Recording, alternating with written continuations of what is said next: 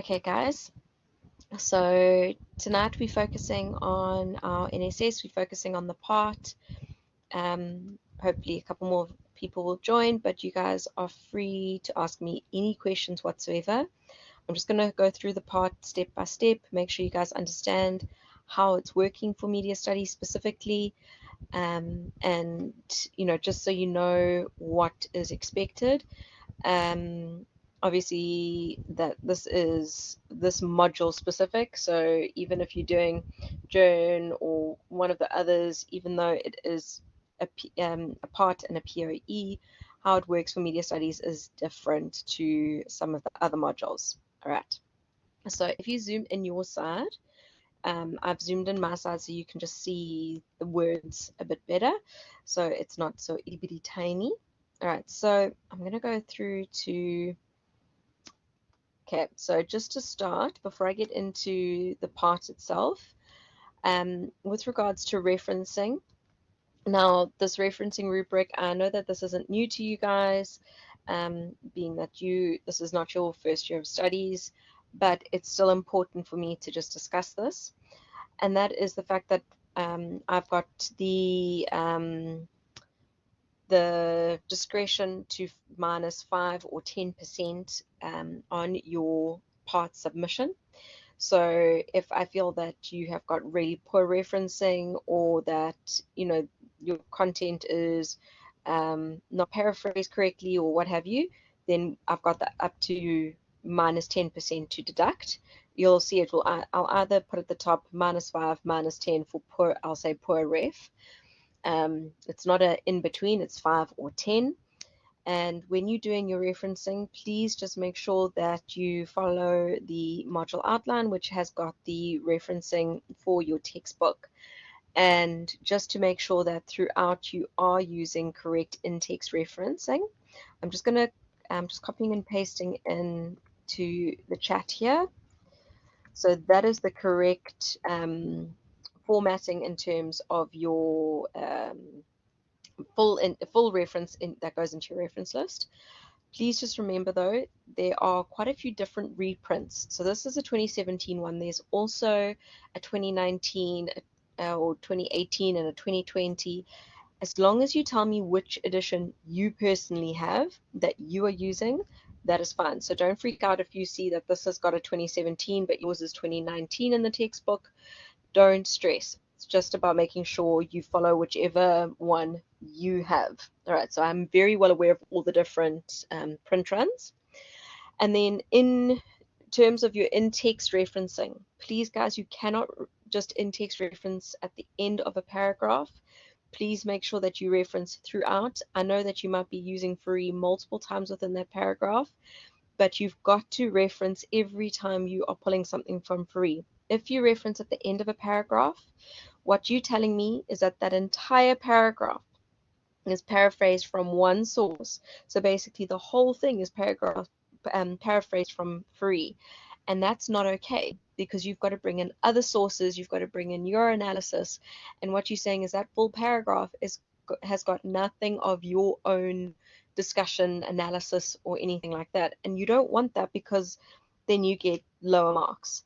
So every time you're using free and then moving on to your analysis, your discussion, or another theorist or whatever, please just make sure you reference often throughout your paragraphs. Okay, so the whole point is that if you reference just at the end of the paragraph, that means only that last sentence is technically referenced, or that the whole paragraph is pulled from free, and we don't want that. Okay, I want to see multiple sources used, and I want to see integration. Okay, so that's the first thing with regards to referencing. Now, just to show you guys, this is what I say, it is slightly different. All right, for your part, you've got to answer all the questions in this part. I will mark using the rubric that you'll see in Appendix A. What I do is I will go and I'll write on your script the marks that you got.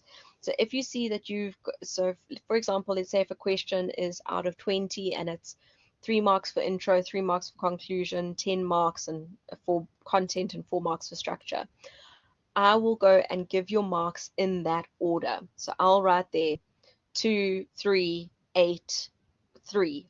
So you know that for the intro part, you got 2 out of 3. For the conclusion, you got 3 out of 3. So whatever it may be, however the ordering of the marks is in the rubric, you'll see that in on your script. The reason I don't mark on a rubric separately to the document is that I know for some students, you know, they like the rubric formats. For others, and what I find easiest is that when you're looking through the document, you want to look through the document and see your marks and see your comments as you are looking through that document.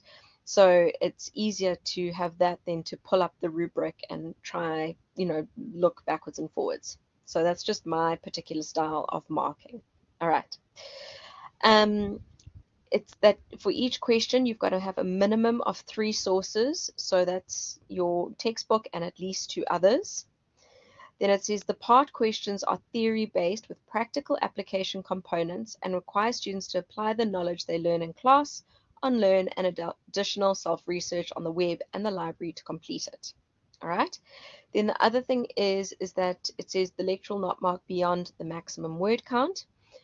I personally give a 10% leeway, because generally the people that are pushing the limits with regards to their POEs and they're getting right up there, chances are they're the ones that have got a lot of referencing and have looked at multiple sources and that. So I give a 10% leeway with my word count. All right. So I do feel that word counts are there for a reason. You know, developers, the people who set the coursework, have a reasoning behind the word counts, but as a developer myself, I always think a 10% leeway is fair in terms of taking those references into account. All right. It does say students are encouraged to use headings and subheadings.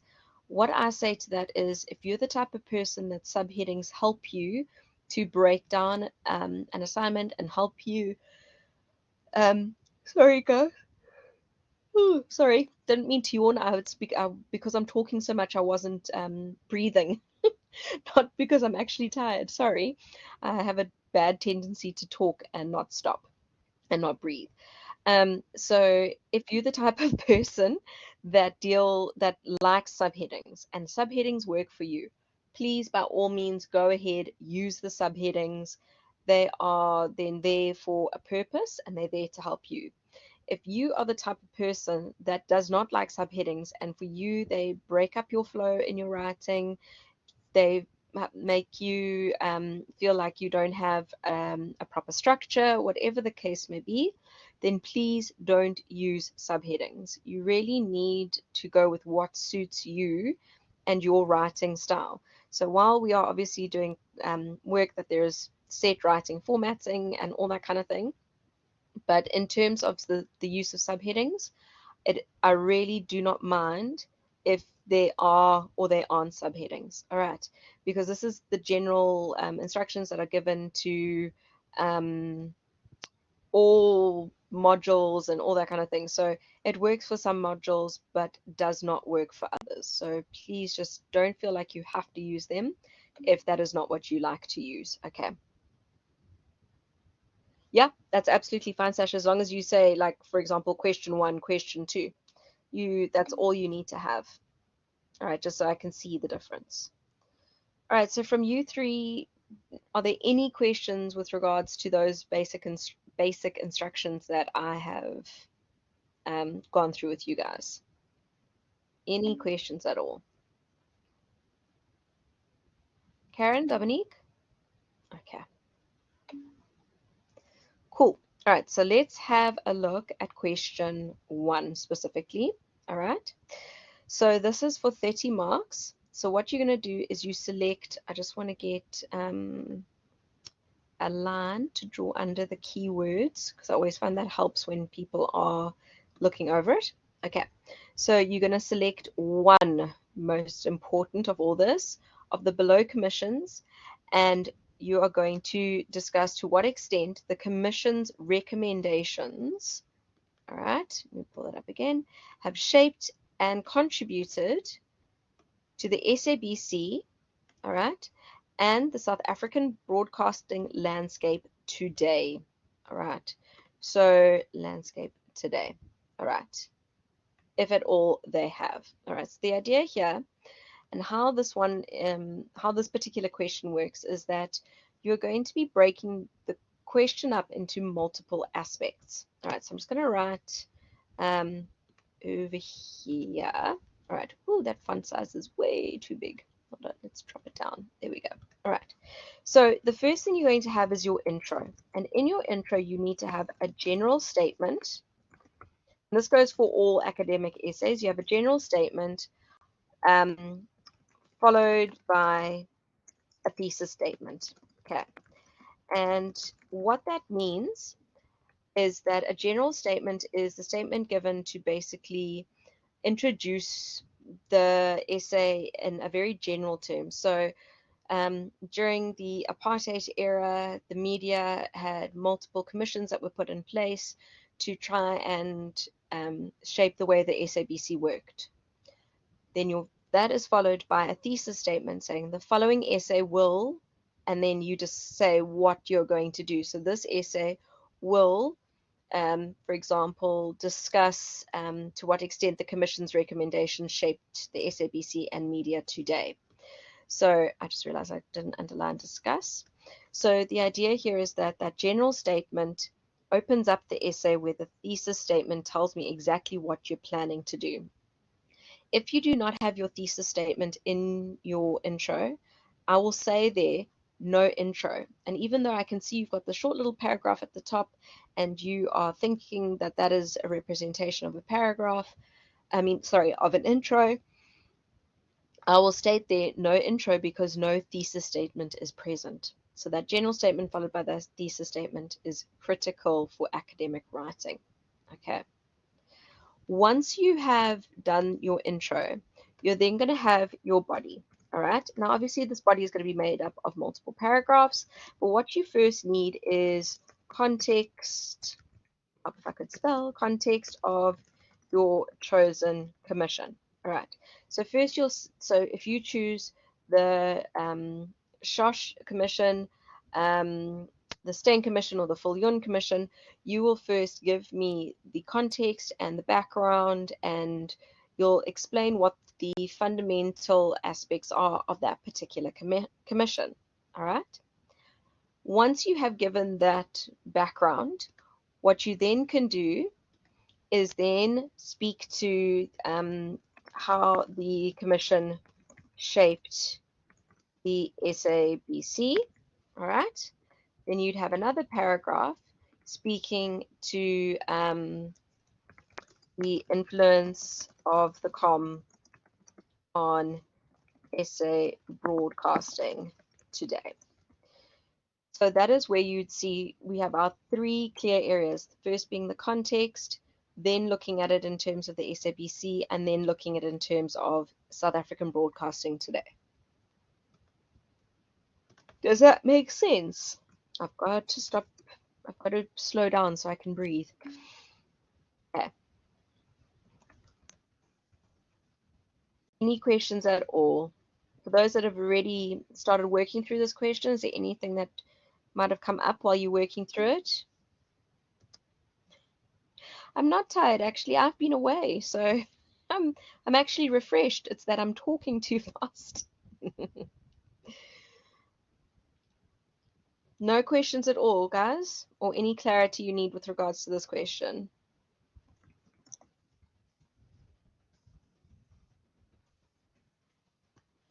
Nope. Okay. Then your conclusion. Trying to finish my English. Oh, shame. When's English due? Tomorrow or something? Oh dear. Okay. They're all back to back, aren't they? Right. So, yes, no, I get it. English is always a lot of work. So then once you finish the body, then you'll have your conclusion. All right. And with your conclusion, please, guys, remember, no new points of information. All right. It's got to be the summary of the main points, just bringing it back to explaining what you were intending to do.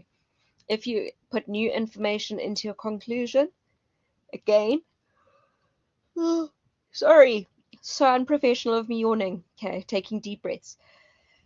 If you go and put new information into your conclusion, again, I'll write no conclusion, even though there is technically a conclusion there. But if there's new points of information, it means it is not technically a conclusion. So please just be careful with that. All right. And then in terms of the word count, you're looking at 600 to 800 words. All right, so it's a short answer. And I would say then maximum that you should go up to is around 900 words. Okay, I'm not encouraging you to go over word count, not in the slightest. I'm just saying that I do give that little bit of a buffer because sometimes for some people they just battle to reduce that word count. Okay. Any questions at all, guys?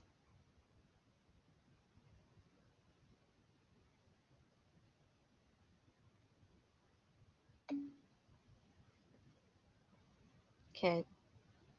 Dominique, Sasha?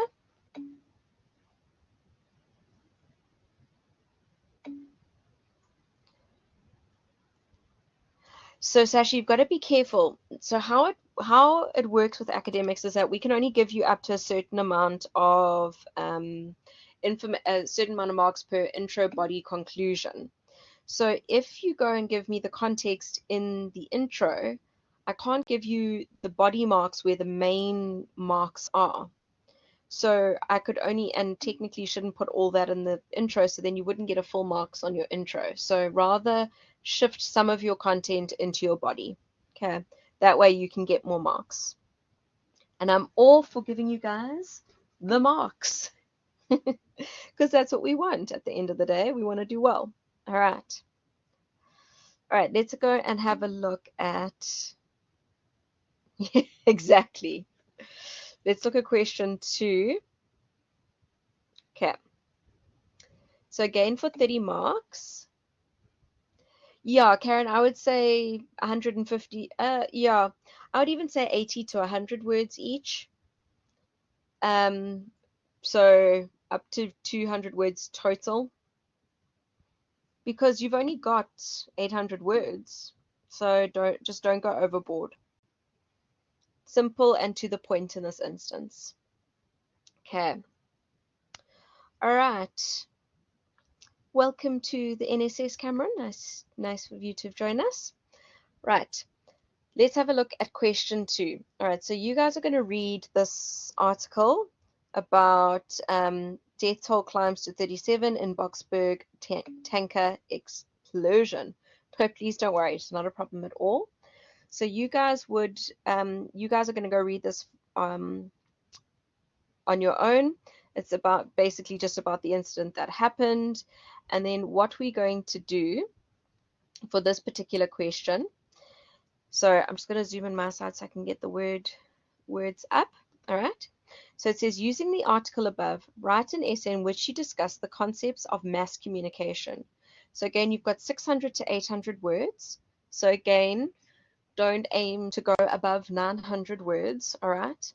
And make sure that that referencing is throughout. And what you're going to do is you're going to discuss the concepts of communicator, message, all right, medium, and the audience. All right, so what you're doing is looking at each of these elements of the media cycle and mass communication.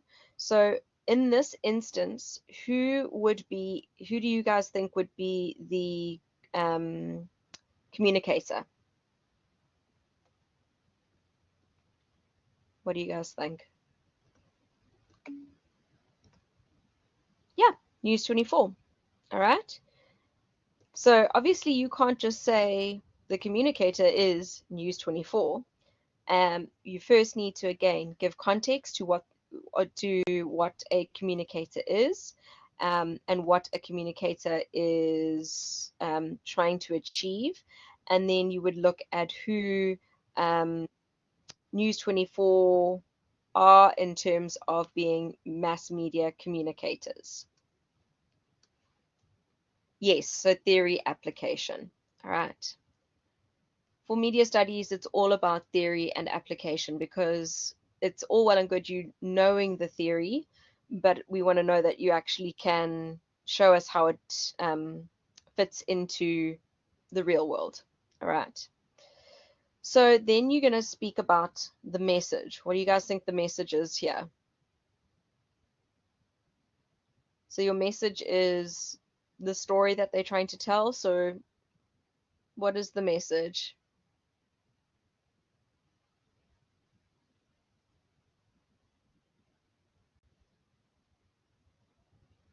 What do you think they're trying to tell us? Yeah, that an explosion occurred that was resulted in deaths due to, um, you know, this an incident occurring. All right. So it's about the gas tanker which exploded because it was stuck under the railway bridge, and the fact that it was on Christmas Eve, and it was a very traumatic event and quite significant, with 50 people being injured, 35 of them being hospital employees, and that 37 people passed away, which is quite a significant event. All right. Yeah, it really, really was awful. And the thing is that it's speaking about the audience. It wasn't just about those in the Boksburg area. Who do you guys think? I'll go back to medium now, but who do you think the audience would be for this kind of story? Yeah, it's an essay story. It's just up the story. Yes, exactly, Dominique. Yeah, so South Africans. So, and it's very much about, reaching the essay audience to ensure that they know the events that have unfolded. How much of application back to the article would you prefer recommend? Sasha, in this instance, because you've got a small word count, you've got to find that balance. So in each of these, how I would personally structure it is that each of these four areas should be their own paragraph. You should first give me a theory, some theory onto what the communicator is, the message, the medium, the audience. So give me that theory and then apply it. Sorry, how much I've heard back to the article. Sorry, summing up is what I meant. Okay, yeah.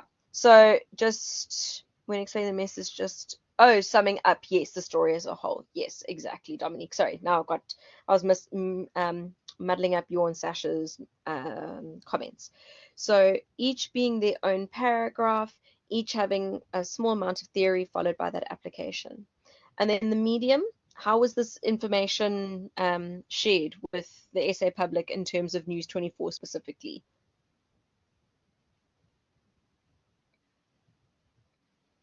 Yeah, online news.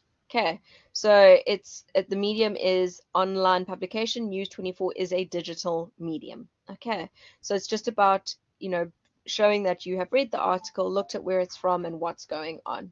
Okay. Sorry for going back. Being late hasn't done me. For question one, do we touch on the formation? No, Cameron, you don't talk about the formation of the SABC. Just about how the commission related to the SABC during the apartheid era, and then how the SABC works how the commission influenced the media that we have today. Okay,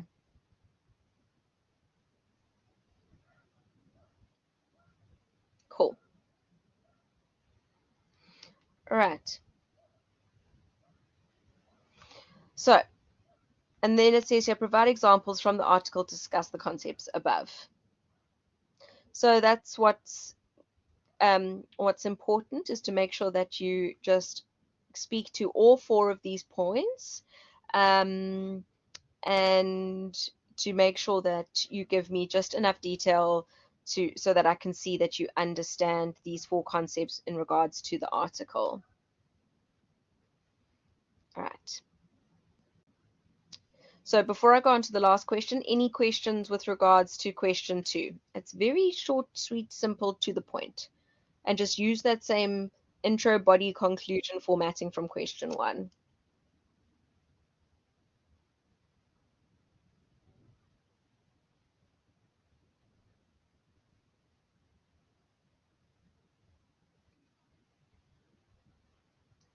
all good. I spoke on my chosen commission and then the one changed to subscription services. Yep, that should be fun. As long as you speak to like with the commission, and looking at the media as a whole, so like with the subscriptions, like what is the impact of them? How has that influenced our media industry, and what is going on, within the greater SA context. All right. So let's have a look at the last question. Yeah, so it would be the economy for that one specifically, for the way you've chosen to approach it.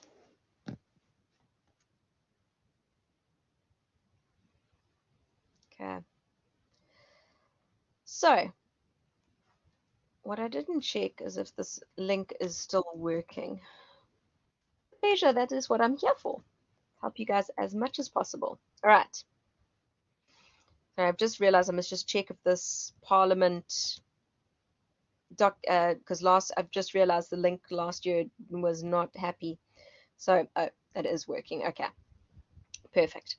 All right. So the last question, it says a budget speech is a speech which a Minister of Finance gives in the National Assembly to Parliament and the South African nation regarding the state of the South African economy, public finances, and the progress of the government's plans and objectives regarding service delivery and infrastructure. Okay. So we know we have the budget speech every year, and we know every year it just tells us how much we suck in terms of our economics. But that's a global issue at the moment. But yeah, it just makes us go, oh dear, poor South Africa. All right.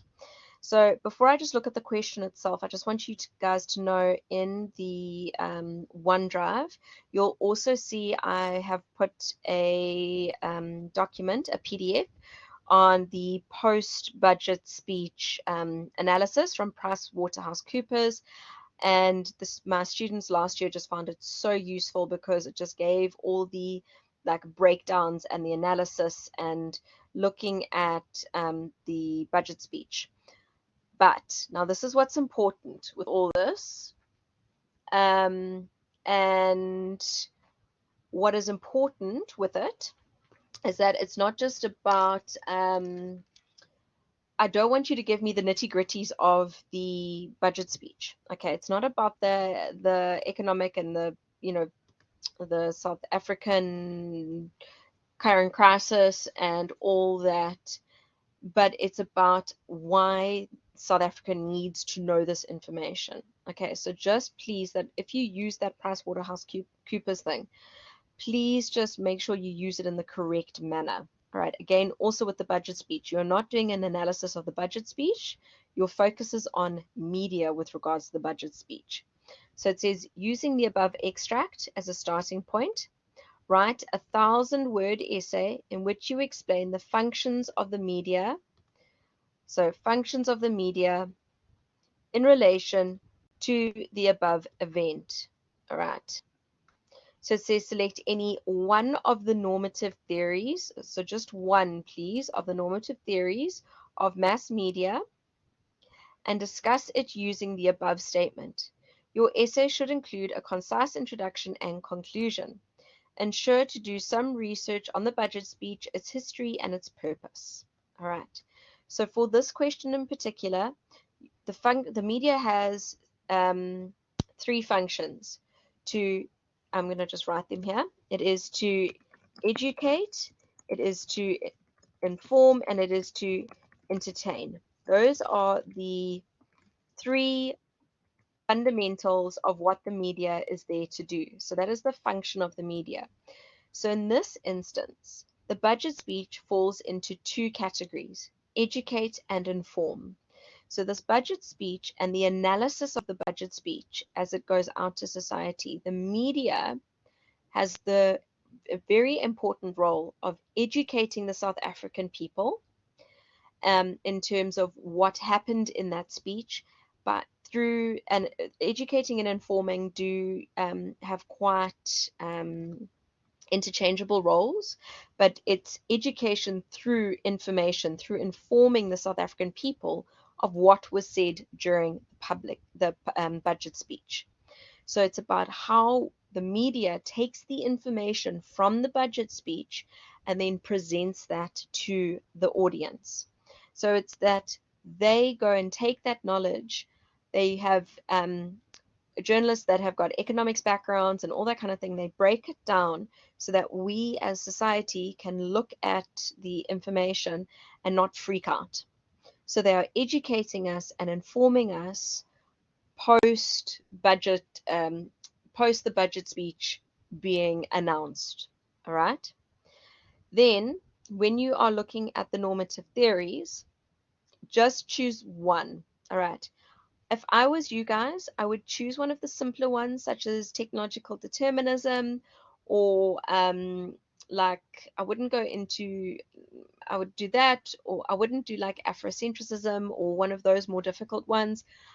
Technological determinism is one that works really well for this question because of the way it's all about how technology is used to reach an audience. You could also look at post-colonialism, not so much, but like you can look at some of the other normative theories. You know, there are elements of each of those normative theories that works for this particular question, but just be careful. Don't go and choose one of the theories that is super long and super over the top, because all that's going to happen is you are going to not be able to get all the information out in 1,000 words. I'm just thinking positivism works, technological determinism, the information society perspective also works. Okay, I was just trying to think about which ones work the best for this given scenario. I'm so sorry, Karen. I really need yeah. From all your feedback this semester, I think I might need to do some adjusting for ICE, because these mind maps seem to be taking all your blood, sweat, and tears, which I don't ever want them to do. So I know that doesn't help you guys now that you've done it, but you might help future students look at it from that perspective. All right. So guys, when you are working with this essay, just please, again, make sure you have paragraphs, have an intro, a body, conclusion. Your body must be made up of multiple paragraphs. It is a pet peeve of mine when students do full page paragraphs, because my poor eyes don't cope. All right. And then in terms of your fonts and that, Arial, Calibri, Times New Roman, all are good. Times New Roman, yes. Size 10 to 12 font is also good, and 1.5 line spacing. Please, please, please. I need that line spacing. That line spacing is where we're able to give comments, give feedback, mark things. So we really need that 1.5 line spacing. For your margins, just normal margins. Please don't do narrow. Again, that takes away space. So just leave the settings as is, just up your line spacing to 1.5. And please say upload as a PDF. Okay. I do personally mark in BC Learn. I don't go and export the scripts. So often if you don't go and save it as a PDF and you upload it as a Word document, and maybe there's certain formatting you wanted, that formatting will fall away. Okay. What's it? VC Learn doesn't cope with picking up that formatting in a Word setting. So please just upload as a PDF. That way, you know that I'm getting it as you intend me to see it. Okay. In terms of a contents page, it is not a requirement, but it is quite nice for your lecturers. For your reference list, please just one reference list at the end. I do not like them being after each question. I like one big one at the end, because what I do is when I open up a script, I have a brief look through it, check for in-text referencing, check for a reference list, and then I start marking. So for me, it's a bit difficult if I have to scroll through and look carefully, for the end of each question to pick up the reference list. I like it just being at the end, and that way I know it's all there. Trying to think of anything else. Any other questions, guys? Anything else you want me to clarify for this module specifically?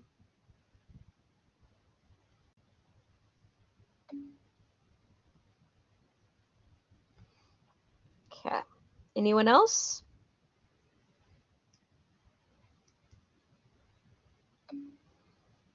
Yeah, until English is done. Then we reassess.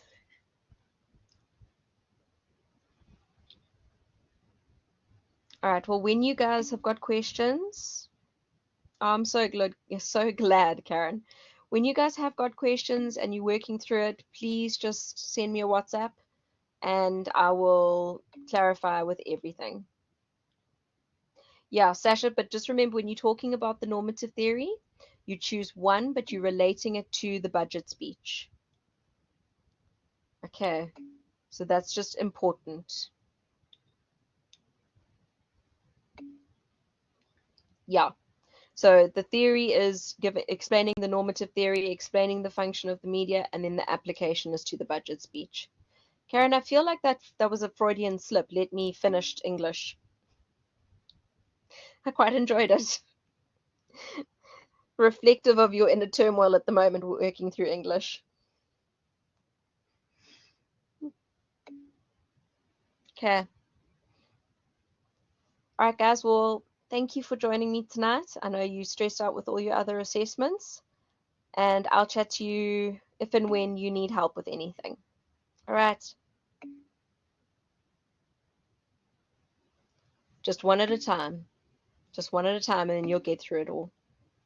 All right, guys. Have a great evening. Chat to you soon. Bye.